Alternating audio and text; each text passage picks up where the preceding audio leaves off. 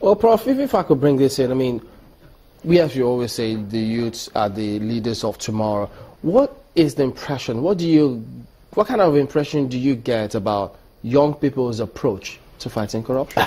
You know, there was a time when I believed, naively of course, that the next generation is a generation that will be slightly better than our generation. But I'm quite clear in my mind that holding all factors constant, the younger generation is, in my view, even more dangerous to Africa. Oh dear. Because they have learned from the older generation. Remember the age-old saying that when mother cow is chewing cud, baby cow, namely the calf, is watching very keenly.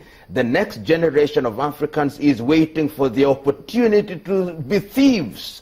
And a recent survey in Kenya demonstrated that over 40% of young people think that there is nothing wrong with corruption.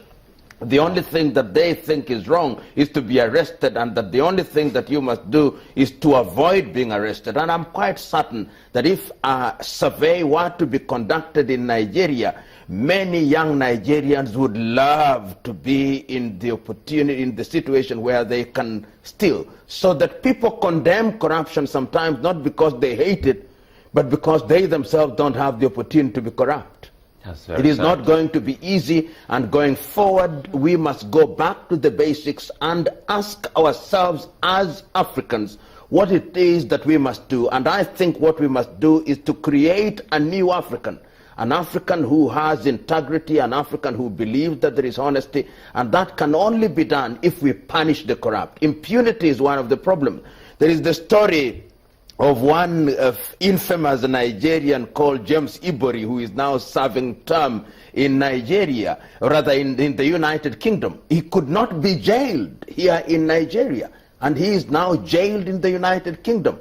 In our own country, we have cases where people have been convicted and their money confiscated in the United Kingdom, but in our own country nothing is happening. In other words, there is a sense in which we in Africa condone and encourage thieves. And in any event, in many African countries, most of those who are elected into public office are thieves.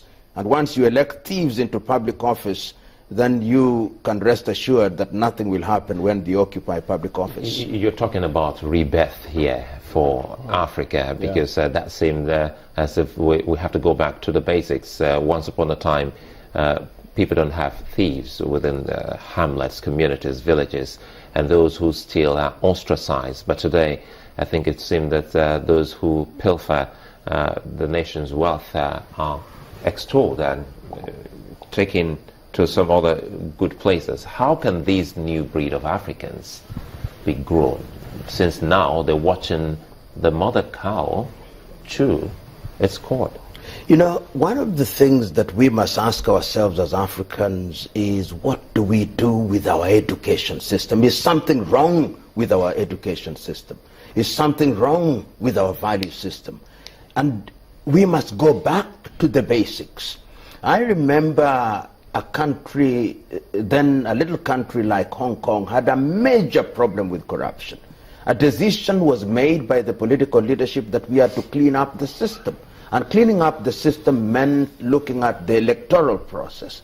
It meant looking at the education system. It meant looking at all the values of the society and re-engineering those.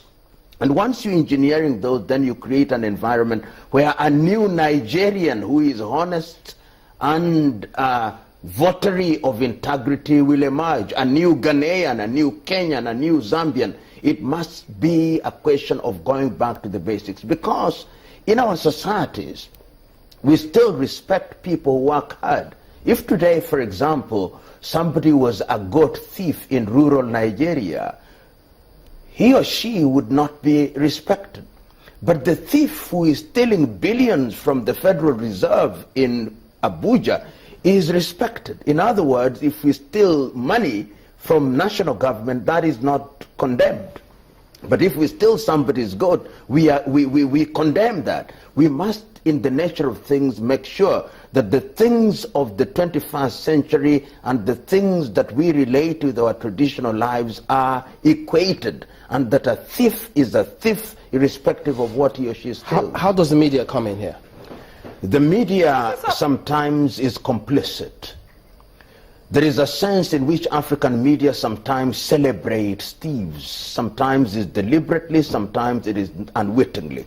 My own view is that the media has a duty to give the oxygen of publicity to men and women who say the right things. A program such as this is a useful program because it gives me the opportunity to highlight some of the things that I think are critical in the fight against corruption. But the tragedy in many African countries is that these thieves own the media, some of them. And when they own the media, they set the agenda. So the question is, how do we ensure that the media enjoys sufficient freedom so that they are not engaged in self-censorship? I'm very happy. In the last few days that I've been in Nigeria, I have seen the media is vibrant. The media is bringing out some of the things that are at the very heart of the Nigerian nation. And I believe going forward, whether it is the print media or the electronic media, they must be used to good effect to ensure that those who engage in activities that are inimical to the country are exposed and remain exposed. The only thing is that the shelf life of exposure sometimes is too short. We mention about the thief for one day and they know that our memories are short and selective, and then we forget about it. And the next thing you hear is that they have received a national honor, Professor, or that they are chiefs. Can you tell us about your experience with the law? I mean, you have talked about how impunity must be stopped and those who are found to be corrupt must be brought to justice. But how easy is that in Africa from your experience? Not very easy, because there was a time when I believed that the judiciary would be the last bastion in the fight against corruption. But the corrupt have a way of ensuring that they corrupt the entire system. I remember at one time when I was the director of the Anti-Corruption Authority, one government minister told me, "Take me to court, you are wasting my time, and in any event I'm going to corrupt the judges." I do not know whether he did, but he was acquitted. And you can then rest assured that when you have a judiciary which in itself has been compromised, then the fight against corruption does not become as easy as it should. It is therefore critical that all arms of the government must be reading from the same page. I've said this controversially at one time, that in the fight against corruption there must be a conspiracy of institutions. The judiciary should read from the same page as all institutions that are involved in investigation and prosecution, and they must look at corruption a lot more differently. A corrupt individual is not like a burglar. Many corrupt activities are covered and camouflaged in contracts which appear legal on their face. So in one short, sharp answer to your question, it is not easy, but it requires political will. It requires a public that is clear, that individuals will be ostracized, and laws that will be applied. Africa has no shortage of good laws. In Africa, we have all the laws we need except one law, the law that says that we should obey the other laws.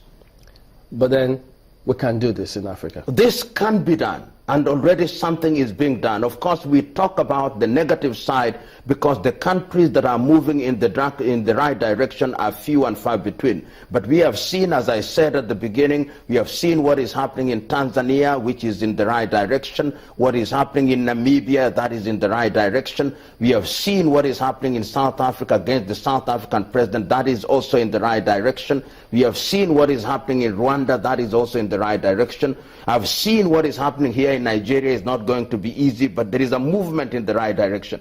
In other words, one can begin to see a groundswell of discontentment amongst the population, and the political class is beginning to act. But as I said at the beginning, it is not going to be easy. It can even be dangerous. But the unanimity with which we approach this particular issue is what will determine how effective our fight against corruption is. But it must be remembered that corruption undermines democracy, corruption is a threat to security, and if we don't deal with it, it will deal with us.